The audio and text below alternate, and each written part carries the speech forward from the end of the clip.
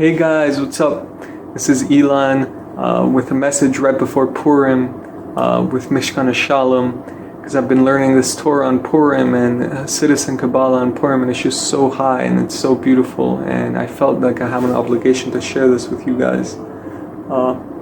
Because Purim is potentially, in my opinion, the highest day or one of the highest days on the Jewish calendar, and understanding Purim can help shed some light on some of the struggles that we've been going through, and shed light on some of the struggles that the world has been going through, and with Corona, because it's been almost a year, almost exactly since last Purim, since Corona started. I think it's all connected to God's plan for us, and to understanding what our purpose on life and humanity's purpose on this earth is. So in the Kuti Moran, in Torah Lamed Gimel, Rabbi Nachman talks about two levels of God's love. There's the lower level of love, which is achava beyamim ve'achava b'midot. Right? This literally translates to the love of the days and the love of the emotions. And this love, this lower level love, has an opposite to it in evil, in klipa, what Rabbi Nachman calls the evil days, right? So you can see it as the good days and the bad days, right? This is the struggle of the week. It's our everyday struggle to find the goodness in our lives, even in the most mundane moments.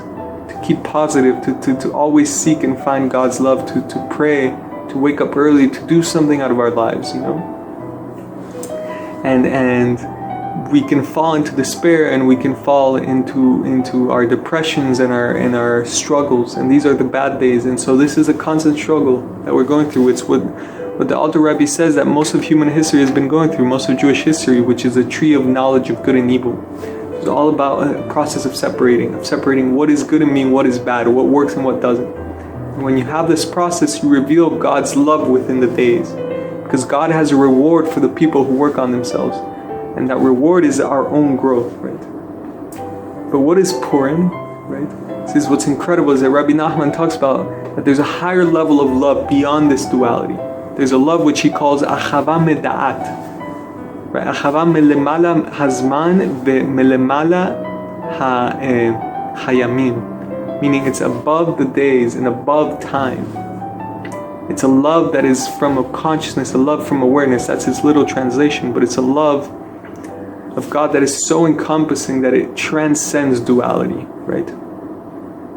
And this is a love that's pure mercy, where there is no evil at all, there is no bad, right? It's just pure goodness. And this is God's immaculate love for the Jewish people and for His creation, right? And this love is the reason, right, behind the Torah. And it's when we come to an understanding of why God has put us through everything we've been through, right?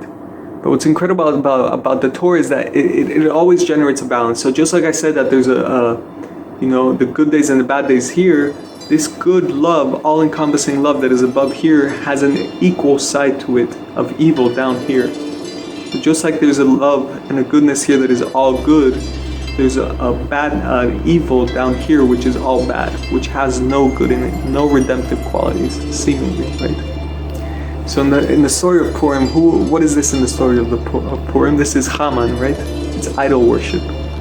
Because what is idol worship? Idol worship is the denial of one singular God, one singular unifying purpose that binds everything, a unified field. That's what a lot of spirituality talks about, in physics too, quantum physics. But idol worship is recognizing that there's tons of different powers, and everything is fighting, and it's all chaos. That's what it is, it's chaos. So this, what the Arizal calls excrement, this is the lowest level, where there is no love at all. Right? But what's incredible about Purim and what Rabbi Nachman talks about is that actually this level down here, Haman, the lowest of the lows, the things that want to just throw everything into chaos in our lives, is actually connected to this love up here in a very fundamental way. And so who is the representative of the love up here? That's Mordechai, right? Mordechai's Gematria Rav Hesed, which means overwhelming kindness, right? So what is the story of Purim? Is that Haman comes and he tells Mordechai, you have to bow down to me. You, the Jew that believe in unity and believe in God, you have to bow down to chaos. And what does Mordechai say? He says, no, I refuse. I refuse to bow down to you. And so we see that this struggle right, of the total evil, right, the total chaos, the one who wants to destroy all the Jews, comes to reveal and take out this best part of us that says, no, I'm gonna stand up. There's Esther too, who stands up to the king and says, save the Jewish people, right? Because Mordecai tells her, somebody's gonna save us, but you have the chance, you have the opportunity, right? So this Haman, this lowest of the lows, right, comes to take out of Esther and of Mordecai an incredible feat that sounds through all the ages and that we celebrate to this day, right? And so what is the mitzvah of Purim, right? We get drunk to the extent that we can't tell if we should bless Haman or if we bless Haman or curse Mordecai, right? So we mix it up. Why? Because we've reached in Purim this level of such joy and this level of such overwhelming love of Hashem, knowing that it's all love, that even the chaos, even the bringers of chaos we bless, because we've overcome the duality of good and evil, and we've entered into one singular process of growth. This is the tree of life. This is Mishkan HaShalom, the tabernacle of peace, right? An eternality of that. There's only growth and there's only goodness. There's only one direction, and either you fall behind in your growth or you grow. But there is no good and evil. There is no destructive force. No Haman, no idol worship that wants to kill you at your source. All of it is really just God's love. And we have to internalize this, that Corona and everything that the world has been going through, and there is no evil in the world. There is no evil, right? And it's all just one process of taking the best out of this. And if we resist it, then we get caught behind and we stay in the tree of good and evil.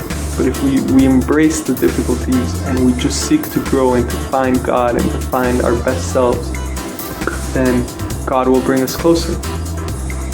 And so this is our opportunity in this Purim to reveal this love in ourselves, the friends around us, and believe that a little spark of love, a little bubble of love is more powerful than any media, any news, any fear. And little by little we spread it, and we spread this consciousness and reveal, God's presence on earth, God's presence within us. So anyways, I wish you a such beautiful Purim, and just keep in the faith and have such simcha, and just know that you are loved, and I love you guys, and that everything is for the good, and everything can be fixed and healed.